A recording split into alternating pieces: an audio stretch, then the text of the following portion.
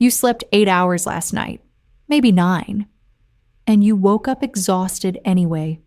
Not the kind of tired that a second cup of coffee fixes, the kind that sits behind your eyes before you've even swung your feet off the bed, the kind that makes you lie there for a few extra minutes staring at the ceiling, wondering why rest never actually feels like rest anymore.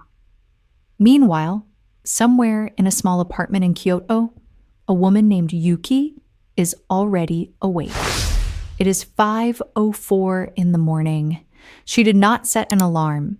She went to bed at 9:30 the night before, and her body simply finished. She woke up the way sleep is supposed to end, completely, quietly, without the dragging, grasping feeling most of us know as our morning. She is not sleeping more than you. She is sleeping less, 7.5 hours, most nights, and she wakes up every morning more rested than you do after 9. The difference between Yuki's sleep and yours has almost nothing to do with how long you're in bed.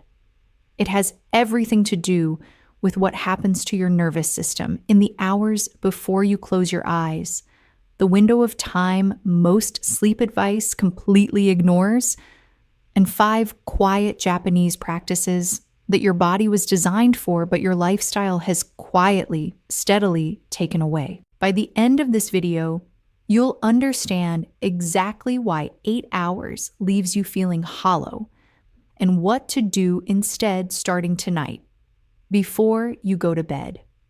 Stay with me, because the last thing on this list is the one nobody talks about, and it might be the only reason you're still waking up tired after all these years.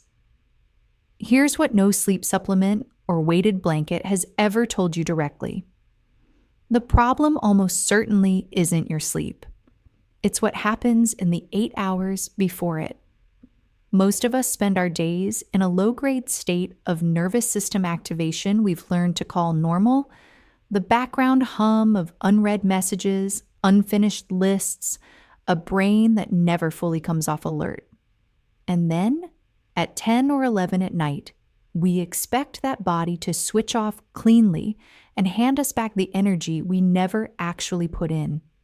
The nervous system doesn't have an off switch. It has a dimmer. And for most people in modern life, that dimmer has been stuck somewhere between medium and high for years. Japan has some of the lowest rates of chronic sleep disorder in the industrialized world. That's not genetics, and it's not the size of the apartments. It is, researchers keep finding, a set of deeply embedded cultural practices around the hours before sleep. Not expensive, not complicated, and not requiring anything you don't already have. 5 of those practices are what we're going through today.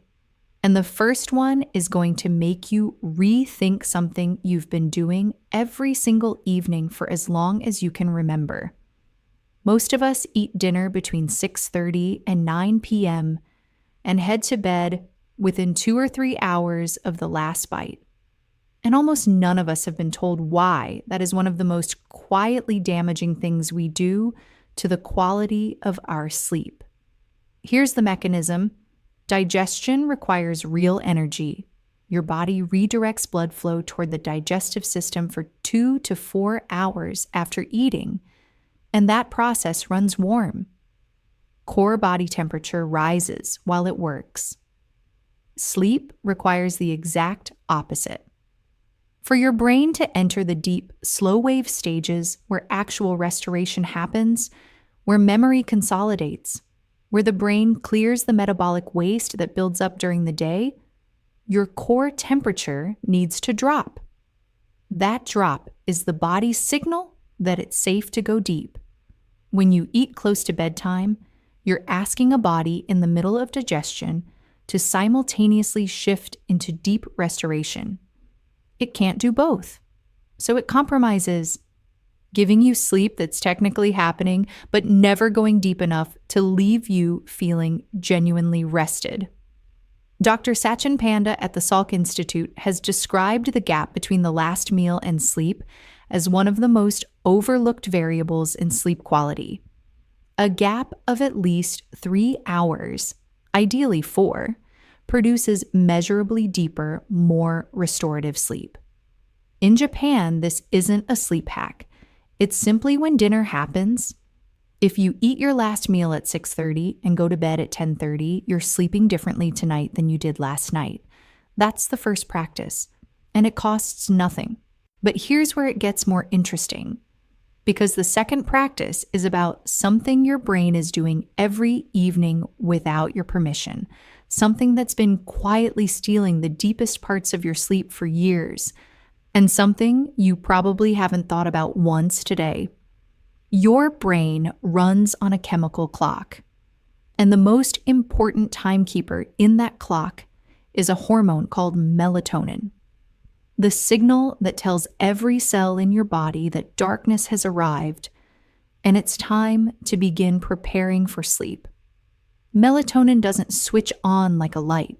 It rises gradually over 1 to 2 hours in response to falling light levels, specifically the absence of blue spectrum light. For hundreds of thousands of years, that signal was simple: the sun going down, firelight, darkness.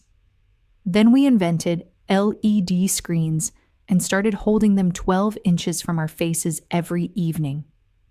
The blue light that phones and televisions emit is read by your eyes as daylight. Not artificial light, daylight.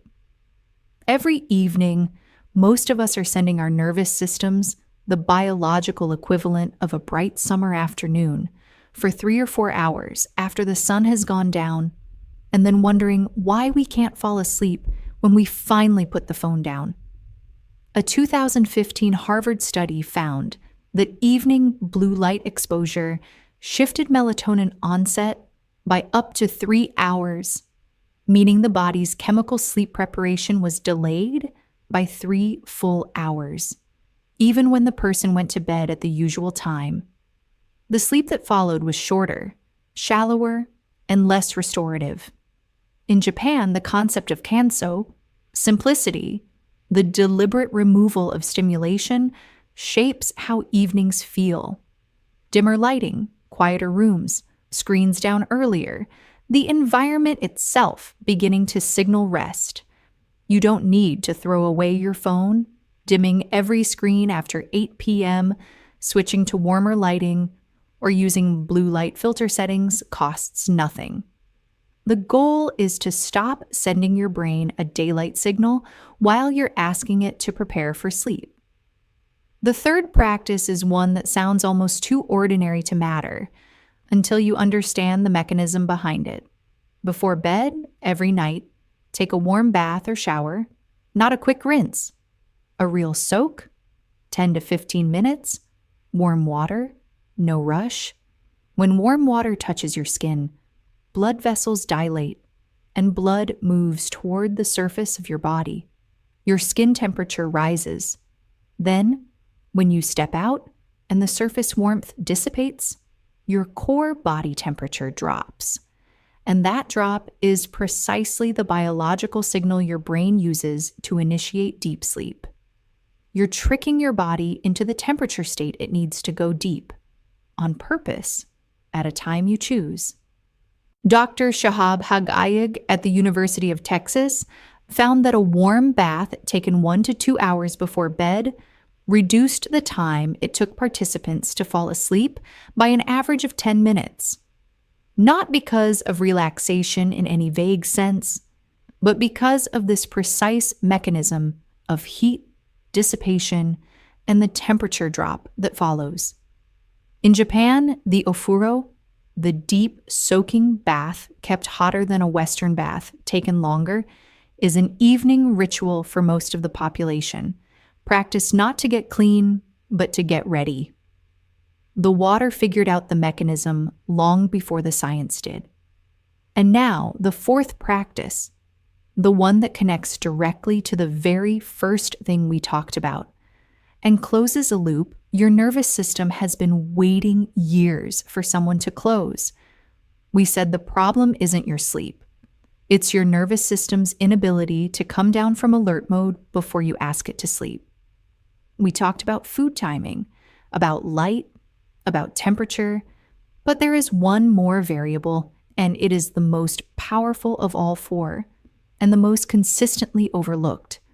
Your body needs a signal that the day is over, not a suggestion, a signal, something physical, repeated, predictable, that the nervous system learns to recognize as the cue to begin its descent towards sleep.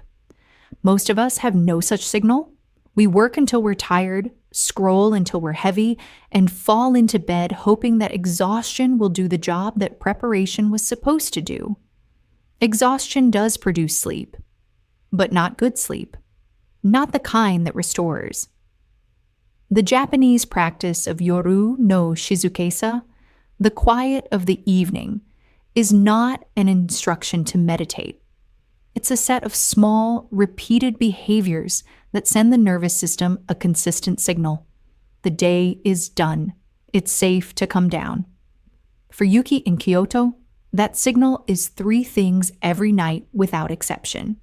She makes a cup of mujicha, roasted barley tea, naturally caffeine-free, warm, slightly nutty, and drinks it slowly at the kitchen table with nothing in front of her. She writes 3 sentences in a small notebook, just one moment from the day she doesn't want to forget. And she lays out everything she needs for the morning, her bag, her clothes, her keys, so that tomorrow's version of her doesn't have to start the day already solving problems. 30 minutes, 3 things, the same order, every night. Here's what those 30 minutes are actually doing. Consistency in pre-sleep behavior trains the nervous system to treat those actions as a conditioned cue, the way a familiar scent triggers a memory before you've had time to think. Over time, the ritual itself becomes the signal. Your body starts responding before you finish the tea. Cortisol drops. Heart rate slows. The nervous system begins its descent not because you forced it, but because it has learned what comes next. Research published in the Journal of Sleep Research has consistently found that a regular pre-sleep routine is one of the strongest predictors of sleep quality, independent of all other variables. Not a supplement, not a device, a ritual. Build yours, keep it small, keep it the same every night. Which brings us to the 5th practice, the one I mentioned at the very beginning, the one nobody talks about, and the one that may be the real reason you've been waking up tired for years. There is a concept in Japanese philosophy called ma, the meaningful pause, the gap that gives what surrounds it its full weight. Applied to sleep, ma means something very specific. The first 20 to 30 minutes after you wake up are not the beginning of your day.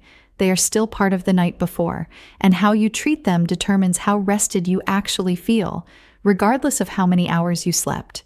Here's what happens in most bedrooms the moment an alarm goes off. The phone that was charging 12 inches from the pillow gets picked up. Notifications from the night before get scrolled through in the first 5 minutes of consciousness. And before a single foot has touched the floor, the nervous system has been handed a list of things to react to, a download of other people's demands before the brain has even completed its waking sequence. Neuroscientists studying sleep inertia, the transitional state the brain moves through in the first 20 to 30 minutes after waking, have found that the quality of this transition affects mood and perceived energy for the entire rest of the day. Interrupt it with high stimulation, and the brain never fully completes the transition. You spend the rest of the morning in a slight haze, not quite asleep, not fully awake, a little more reactive than you should be. Let the transition complete quietly, and the brain finishes what sleep started. You are, in the truest sense, more yourself. Yuki doesn't check her phone for the first 30 minutes after she wakes up.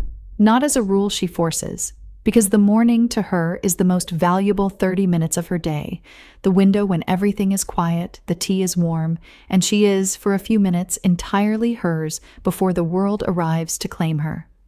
So here is what happens when you put all 5 of these practices together, not as a program, not as another thing to track and optimize and feel guilty about if you miss a day.